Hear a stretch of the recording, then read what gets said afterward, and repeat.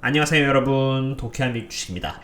어제 주식장은 이렇게 파랗게 물들면서 간만에 정말 즐거운 장을 보여주었는데요. 다들 고대해왔던 이 잭슨홀 미팅 그리고 스포츠 배팅에 대해서 보도록 하겠습니다.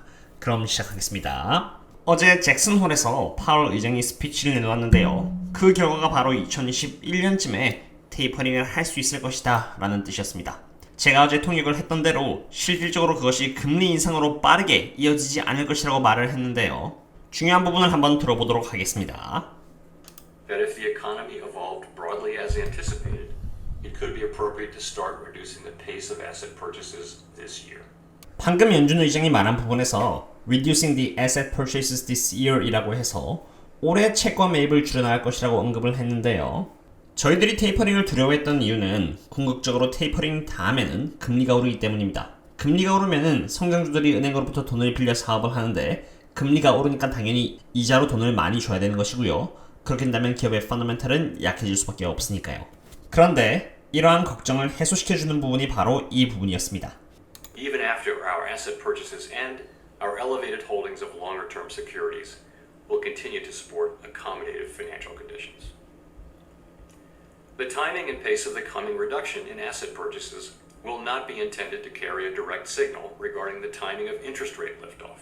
그리고 방금 말한 부분은 바로 우리가 설사 채권 매입을 중지한다고 하더라도 보유하고 있는 장기 부채는 앞으로 꾸준히 경제를 서포트할 것이고요.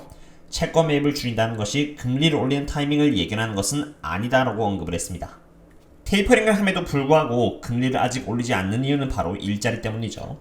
여기 이 부분을 보시면요. 코로나로 인해서 unemployment rate가 이렇게 높게 솟구쳤고요. 그만큼 사람들이 많이 일자리를 잃었다는 뜻이고 연준에서 채권 매입을 통해서 unemployment rate가 많이 사그라들긴 했지만 여전히 팬데믹 이전의 수준까지는 도달하지 못한 것이죠.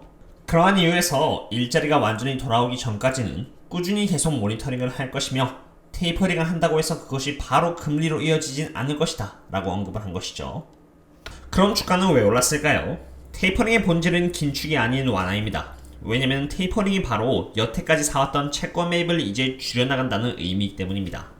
진짜 긴축은 바로 금리 인상이죠.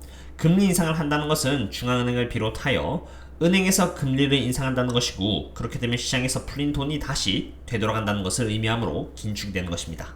연준 측에서 테이퍼링은 하되 그것이 금리 인상으로 이어지지는 않을 것이라고 했으니 아직은 긴축이 아니며 비록 연준 쪽에서는 물가 상승은 몇몇 듀어블 굿즈에서만 이렇게 일시적으로 일어나고 있는 상태라고 했는데 지금은 어쨌든 물가 상승은 일어나고 있으니 돈을 갖고 있는 사람들 입장에서는 현금을 물건으로 바꿔야 되는 심리가 발동한 것이죠.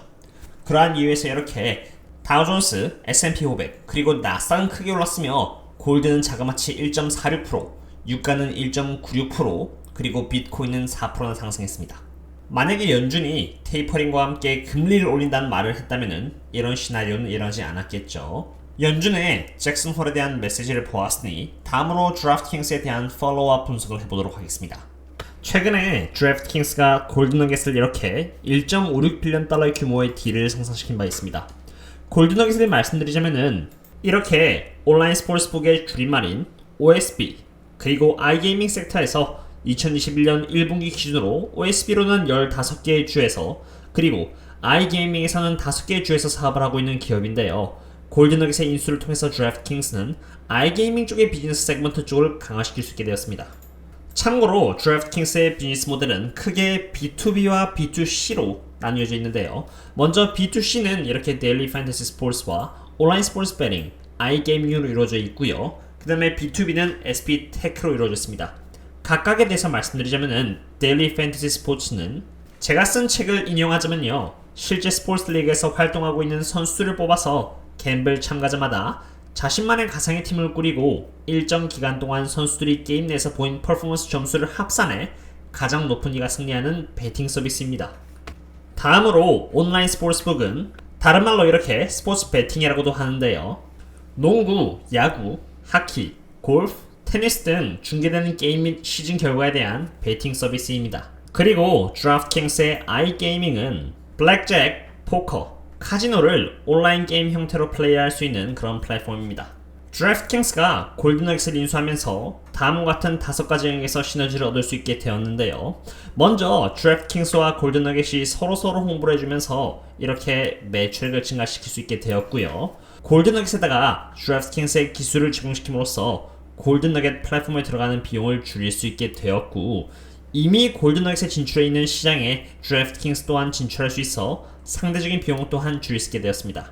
게다가 마케팅을 효율적으로 할 수 있으면 물론이고 양사에 겹치는 부분을 하나로 통일할 수 있어 비용 절감 또한 많이 될 수 있다고 하네요. 이렇게 5가지 부분을 통해서 $300밀리언 가치에 달하는 시너지를 낼 수 있다고 합니다.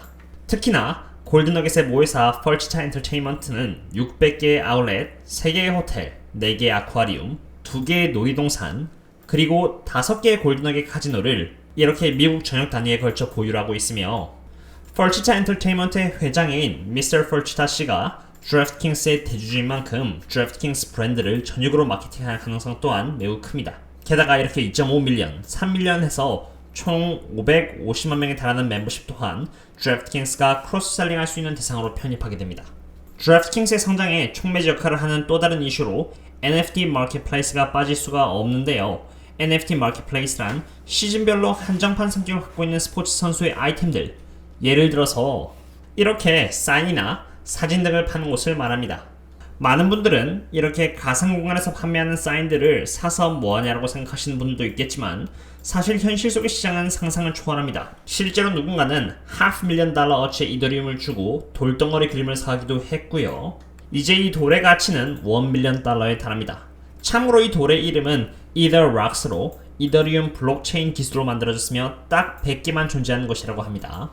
드래프트킹스의 마켓플레이스도 별 다를 바가 없습니다. 시즌별로 한정적인 사인이나 사진을 판매하는 스포츠 NFT 시장에서 거래된 통화량만 해도 이렇게 $700밀리언에 달한다는 것을 봤을 때, 스포츠 선수들의 한정적인 디지털 가상 제품을 판매하는 드래프트킹스의 마켓플레이스 또한 좋은 캐시카우가 될 것으로 생각합니다. 미래 전망에 대해서 알아보았으니 이번엔 드래프트킹스가 어떤 지역에서 매출을 만들어내고 있는지 알아보겠습니다. 보시다시피 드래프트킹스는 뉴저지, 웨스트버지니아, 인디애나, 오레곤, 펜실베니아, 뉴햄샤이어, 아이오와 등 이렇게 많은 주들을 대상으로 해서 사업을 하고 있고요. 가장 많은 매출이 나오고 있는 주가 바로 뉴저지에서 나오고 있다는 것을 볼 수 있습니다.